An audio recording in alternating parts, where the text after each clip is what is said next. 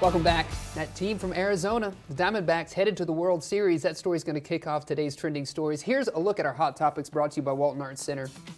The Diamondbacks beat out the Philadelphia Phillies for the National League pennant last night. The Diamondbacks will make their first trip back to the Fall Classic since 2001 when they defeated the New York Yankees in a thrilling 7-game series.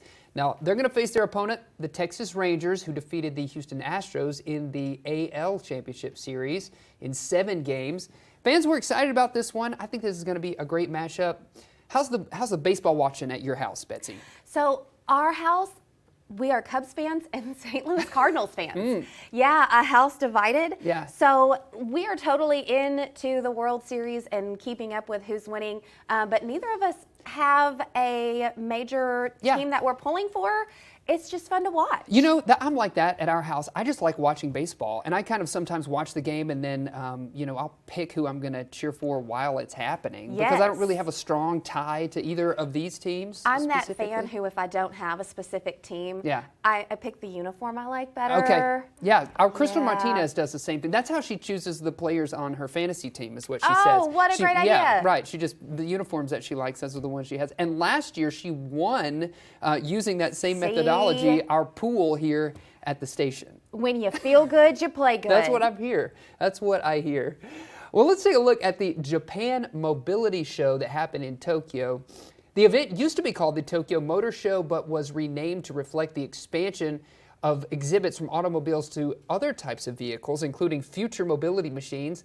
Now, this is the first time in 4 years it's being held, and companies from other industries and startups also on hand for this one. They include a firm that's developing a drone that moves on the surface of the water, and another aiming to realize space tourism using a vehicle shaped like a hot air balloon. The Japan Mobility Show is scheduled to be open to the general public from October the 28th to November the 5th. Where are you with just kind of electric cars? We're kind of moving into a different age of vehicles here. Where do your family stand with all of that? I actually look forward to electric cars becoming more accessible and having stations to recharge them so that they can travel further. Yeah. We're a hybrid eco car family, but my oldest son is a major engine car family, and this is right up his alley. Some of these things look like they do belong for space travel. Right? Very, very cool. I am all for innovation, whatever we can do to make travel easier, safer, faster. I love it. And you mentioned too, I think one of the biggest drawbacks to those electric cars is the charging stations, right? People are a little reluctant to dive in because we're not really sure. There's a little hesitancy on where we can be able to charge our car. We're going for a long distance trip or whatever. But I do believe that's becoming more accessible, and it's going to be a thing. That's what I understand. They're putting them more places. You know, we are a society of travelers. Absolutely. So we need to have that range, just like we would stop at that gas station to be able to stop and recharge our car. Keep on going. Yeah. You're right. Well, get your binoculars and head outdoors. The activity of bird watching may improve your mental health. I know we were focused on physical health with you, Betsy, but check this one out.